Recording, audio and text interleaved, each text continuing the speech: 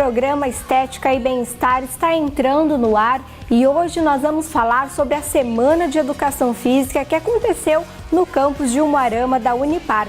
A coordenadora Silvia vai explicar para nós um pouquinho do que aconteceu nesta semana. O programa Estética e Bem-Estar está hoje aqui na Unipar de Umuarama, no curso de Educação Física, para falar sobre a semana do curso, com a professora Silvia, que também é coordenadora, e vai explicar para nós a importância dessa semana. Professora, os alunos estão com a expectativa alta para essa semana, porque os cursos são todos excelentes e muito diferentes, né? É muito importante isso para a vida acadêmica deles e também para depois, quando forem profissionais da área? Sem dúvida alguma, né? Porque toda a capacitação, a nossa semana acadêmica, ela vem para reforçar o aprendizado dos nossos alunos. E os temas, como você mesmo disse, são bem interessantes e os temas na nossa semana, eles são escolhidos de acordo com o próprio interesse dos alunos. Por isso essa participação e a motivação deles de estarem participando dessas aulas práticas. Certo. E quais foram os temas escolhidos? Bom, para esse ano nós tivemos as danças urbanas, jogos cooperativos, personal kids e personal para idosos. Também tivemos uma palestra sobre a síndrome de Burnout, né, que faz parte da semana.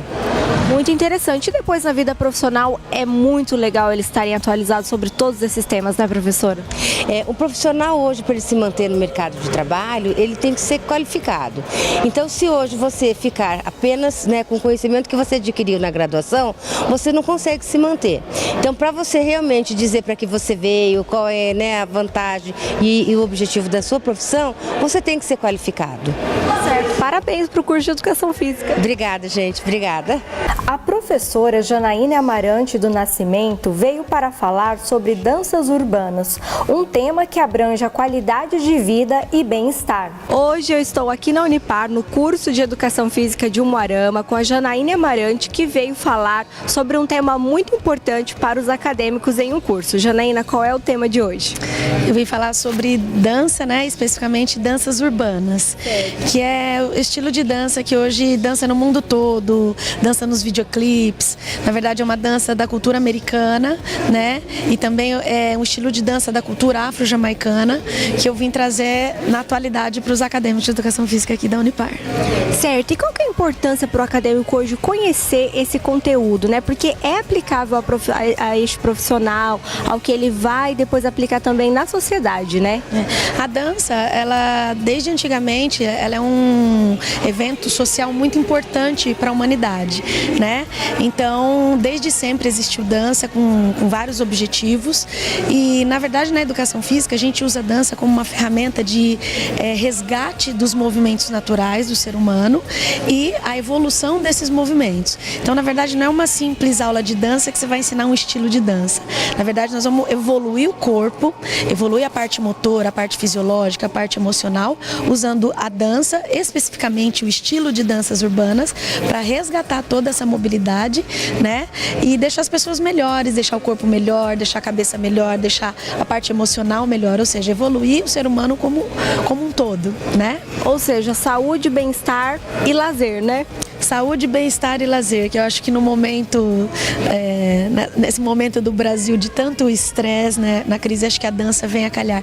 E a dança, hoje, ela vem com um propósito de um fenômeno mundial, né? Várias pessoas desenvolveram aulas de danças, coreografias e está colocando todo mundo para as academias, está colocando todo mundo para se movimentar, que eu acho que é a parte mais importante. Estimular as pessoas para a prática de exercício, para a prática de atividade física e vinda pela dança é melhor ainda, né? Porque a dança ela é ilimitada no movimento, ela é ilimitada no estilo, ela é limitada nos tipos de música.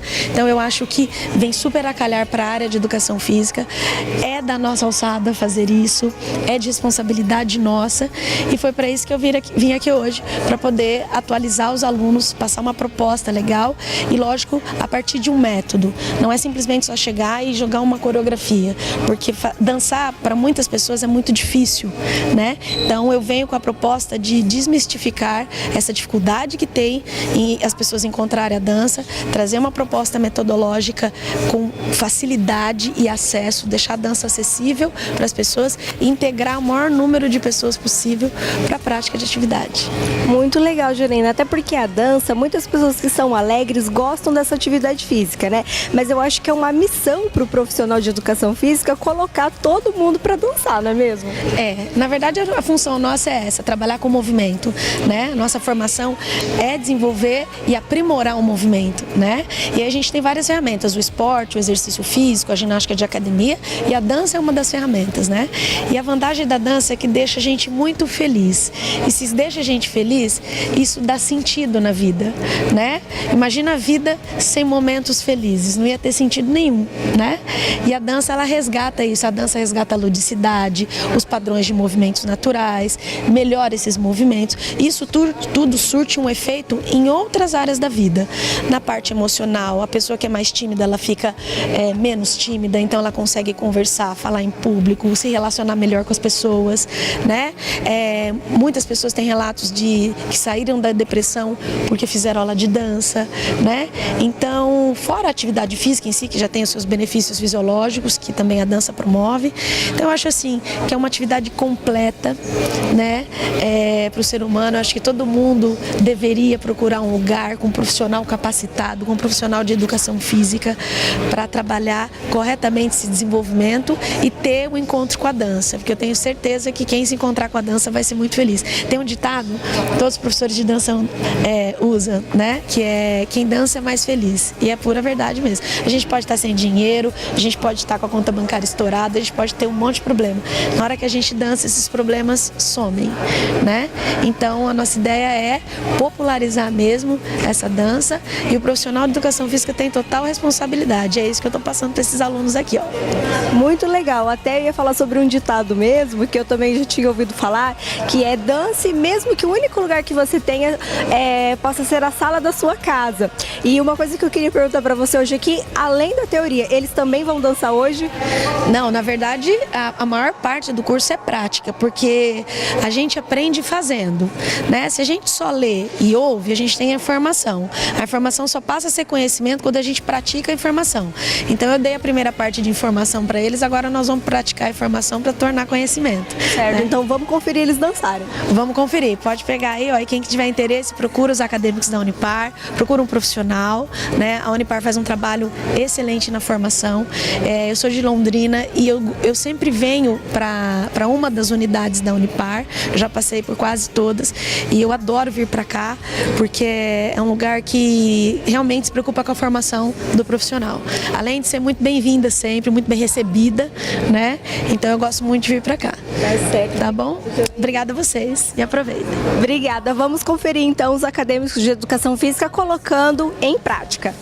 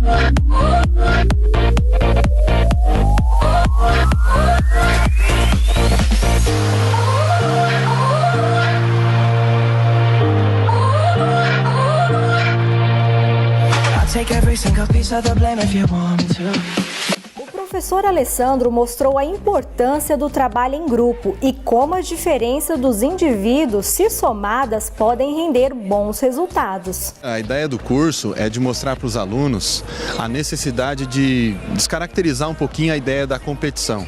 Mostrar para eles o quanto é importante que os alunos cooperem, seja na quadra, né, dentro do aspecto do bacharelo, que trabalha mais com o aspecto competitivo, ou na escola com o aspecto formativo. A gente percebe que todos os elementos elementos que participam daquele grupo, eles têm o seu aspecto de importância, ou seja, ele tem um grau de importância que ele pode colaborar com o grupo. Muitas vezes, na realidade da educação física, a gente vê muito a exclusão. Então, os jogos cooperativos, ele caminha no sentido de combater a exclusão, ou seja, provar para o aluno que todo mundo pode contribuir com aquele trabalho dentro de algum aspecto significativo para ele. Certo, uma coisa muito interessante, característica, é que a equipe precisa terminar se todos estiverem juntos, né? Ou seja, a união faz a força. Nesse trabalho que você presenciou aqui, sim, né? Era uma atividade competitiva, mas ao ponto que a necessidade da cooperação do grupo, ou seja, todas as provas só seriam cumpridas à medida que todo o grupo passasse por ela. Porque o que a gente vê, muitas vezes os alunos, eles acabam se excluindo também. Aquele que tem uma habilidade pior em relação aos outros, ou aquele que não tem a disponibilidade de estar na mesma intensidade no exercício, então ele acaba ficando para trás. Então, o grande objetivo desses jogos é de provar para os alunos que dentro do grupo eu tenho as minhas habilidades que são diferentes das suas, mas que ambos colaboram para o êxito da equipe. Muito interessante, professor. E a questão também da capacidade física de cada um, eu achei muito interessante que eles também cansam, dá para suar, né? Você viu que o pessoal aqui correu bastante, né? Então, além do aspecto cognitivo, né, da atividade, a gente tem também o trabalho motor. E o trabalho motor hoje foi bastante intenso. Nós vamos para um breve intervalo e voltamos já já, não saia daí.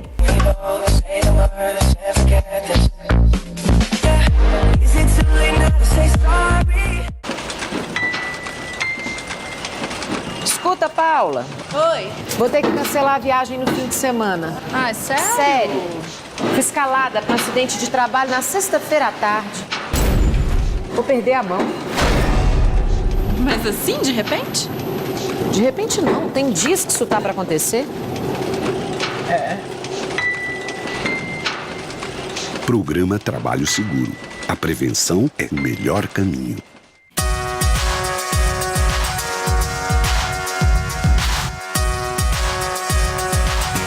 Estamos de volta com o programa Estética e Bem-Estar, falando sobre a Semana de Educação Física. E neste segundo bloco, o professor Gustavo e a professora Francis falam, respectivamente, sobre personal kids e personal para idosos. Confira. Hoje o professor Gustavo Aires de Arruda está aqui na Unipar para falar sobre treinamento para crianças, né? O treinamento kids. Professor, explica para nós um pouco sobre este tema aplicado ao profissional de educação física. Qual a importância para o profissional trabalhar com crianças? Tá. Bom, o treinamento para crianças ele é muito importante. O tema aqui do curso foi Personal Kids, o exercício físico na infância e na adolescência. Os hábitos que essa criança adquire na infância, eles têm extrema relevância. Por quê? Porque esses hábitos ela vai adquirir e isso vai influenciar tanto na adolescência quanto na vida adulta. Esse jovem que faz atividade física, ele será um adulto mais ativo, tem uma chance muito maior de ser um adulto mais ativo. Outro aspecto muito importante, um estudo que nós desenvolvemos recentemente, nós identificamos que os adolescentes que têm sobrepeso e obesidade, lá no início da adolescência, eles têm cerca de 36 vezes mais chance de terem novamente sobrepeso e obesidade ao final desse período, começando a vida adulta, em relação àqueles que tinham uma massa corporal considerada saudável ou normal. Então, todos esses aspectos nós precisamos cuidar já na infância e o exercício físico ele vai contribuir tanto com a manutenção de uma massa corporal saudável, percentual de gordura saudável, quanto para outros fatores que as pessoas muitas vezes não estão atentas. Um percentual relevante de crianças já tem hipertensão, que é uma das doenças que mais mata no mundo hoje. E se ele tem hipertensão na infância, novamente a chance de ser um adulto hipertenso é muito grande. O exercício físico ele não tem só esse aspecto de prevenção dessas doenças e manutenção dessa condição saudável para esses fatores. Mas além disso, nessa fase a criança precisa ser estimulada para diversos aspectos, dentre eles aspectos perceptomotores, envolvendo ali alguns conceitos como consciência corporal, conhecer o próprio corpo, saber como movimenta o próprio corpo, consciência espacial, a identificação de como ela pode interagir com o espaço em diversos tipos de atividades, e ainda direcional. E tudo isso influencia inclusive na aprendizagem dessa criança. Por quê? Essa criança que não teve esses fatores perceptomotores em relação à direção bem estabelecidos, dominância lateral, às vezes apresenta dificuldade na escrita, tendo escrita espelhada. E todos esses fatores, quando ela vivencia com o corpo, as atividades, ela vai conseguir estabelecer melhor essa relação, que tem um impacto também na aprendizagem e diversos outros fatores. Então, o exercício físico já nessa fase é essencial, tanto para a saúde quanto para os aspectos psicológicos e o bom desenvolvimento dessa criança. Um dos objetivos de estar promovendo esse curso dentro das universidades para os acadêmicos, professor, é fazer com que aumente, né, o número de atividades físicas para as crianças no futuro, porque a gente vê muita criança praticando atividade física apenas no ambiente escolar, né? Sendo que poderia ser mais crescente isso, por exemplo, nas academias, né? Sim, e esse aspecto debater sobre isso é muito importante, porque hoje em dia existe aí uma política que está pensando em reduzir a quantidade das aulas de educação física, que é onde boa parte dessas crianças tem o contato com esse conteúdo que é de extrema relevância, de acordo com o que eu já destaquei, aprendizado, saúde. Alguns países que têm uma boa educação, que são modelos, eles inclusive aumentaram as aulas de educação física, as vivências, o espaço para a prática de exercício físico dentro da escola para essas crianças, criando mais alternativas de vivências. O que seria o recomendado para uma criança prática hoje? Seria de, no mínimo, 60 minutos diários com atividades físicas com uma intensidade de moderada a vigorosa. E um percentual muito baixo das crianças está conseguindo realizar esse tipo de atividade em quantidade suficiente. Então, esse curso é uma tentativa justamente de ampliar o conhecimento sobre a relevância sobre esse assunto e também o conhecimento dos profissionais para que possam identificar esse nicho de mercado e atuar conscientizando os pais sobre a importância de levar os filhos para procurarem atividades físicas, programas de exercícios físicos, sempre com uma boa orientação, para que essa criança consiga desenvolver o gosto, o prazer pela realização das atividades e faça com que o exercício físico seja mais um fator positivo para a vida dessa criança. Certo, e para concluir, uma dica para os pais que estão nos assistindo: a partir de quantos anos a criança já pode ser introduzida? Essa pergunta é ótima. Nasceu, já pode ser estimulada, olha só, quando pode? Já pode ser estimulada. Alguns programas são testados ali, nós já ouvimos falar de natação para bebês, mas existem outras possibilidades também. Então, é lógico, tem que respeitar, fiz uma brincadeira, mas o pai, nesse período, inclusive se ele tiver alguém orientando, como o contato da criança, ainda tem uma certa restrição com outras pessoas, tudo mais, mas o pai já pode começar a estimular essa criança de diferentes formas. E uma dica muito importante é sempre consultar um profissional de educação física que esteja devidamente registrado no Conselho Regional de Educação Física, para você ter mais um respaldo sobre o serviço que está sendo prestado para o seu filho. Então são essas duas dicas. Estimule assim que possível e sempre com uma boa qualidade, procurando um profissional capacitado para isso. Outro tema abordado nesta semana foi o personal trainer para idosos, com a professora Francis de Paula Cantieri, que comenta a importância do conhecimento. Eu quero, em primeiro lugar, dar parabéns para a instituição por essa iniciativa. A estrutura da faculdade é realmente maravilhosa, a gente consegue trabalhar muito bem aqui, parabéns. E a importância do exercício físico para o idoso na nossa área é que a gente consegue prevenir as doenças que estão acometidas dentro do envelhecimento e fazer com que eles tenham melhor qualidade de vida. Então, o envelhecimento ativo é muito melhor, com expectativa de vida aumentada, do que um envelhecimento que não é ativo. Para para os acadêmicos que vão se formar e futuramente vão ser profissionais, é muito importante estarem preparados para atuar nessa área, né, professora? Exige aperfeiçoamento. Com certeza. O conhecimento sobre a população que a gente vai trabalhar, conhecer como o idoso vive, quais são as dificuldades que ele tem, qual é a realidade dele, as necessidades, é de fundamental importância para que eles consigam, de fato, atendê-los com bastante prioridade. Então, conhecimento avançado, esses cursos de aperfeiçoamento são de fundamental importância. No mercado profissional, a gente pode dizer que esse segmento cresce a cada dia? Sim, o crescimento populacional na população idosa, a gente tem uma perspectiva de 20% da população em 2025. Então, a gente tem que imaginar que a cada 4 pessoas, uma terá mais de 60 anos em 2025. Isso é uma perspectiva muito boa para o nosso campo de trabalho. Para concluir, você dá uma dica para nós, o que seria fundamental para envelhecer bem? Olha, o segredo para envelhecer bem é começar cedo. A partir dos 30 anos, comece a pensar como é que você pode tentar evitar ou diminuir as causas do envelhecimento. Então, a atividade física desde cedo é fundamental para você ter um estilo de vida ativo e um envelhecimento saudável. Nós vamos para um breve intervalo e voltamos já já, não saia daí.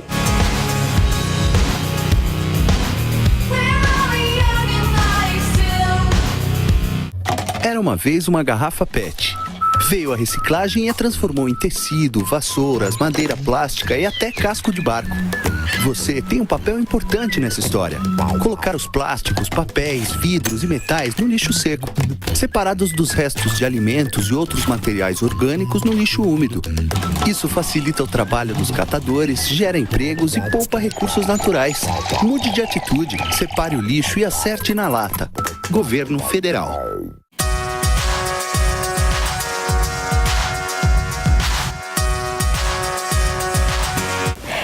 De volta com o programa Estética e Bem-Estar e vamos falar sobre psicologia com a psicóloga Glória, ela que é criadora da terapia com argila. Confira agora.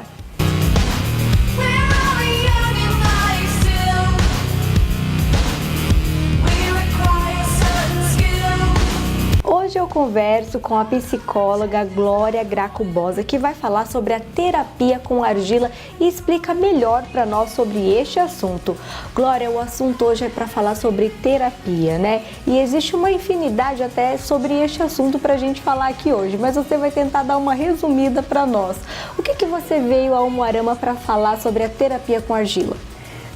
O Umuarama não é a primeira vez que eu venho, já houve outras vezes, inclusive com a professora Renata, né, e agora com a psicóloga Eliane, né, e estou aqui nesse momento aqui para vir trazer um módulo condensado do método Argila Espelho da Autoexpressão, para ensinar outras pessoas aquilo que eu vejo que é de grande alcance dentro da minha prática terapêutica.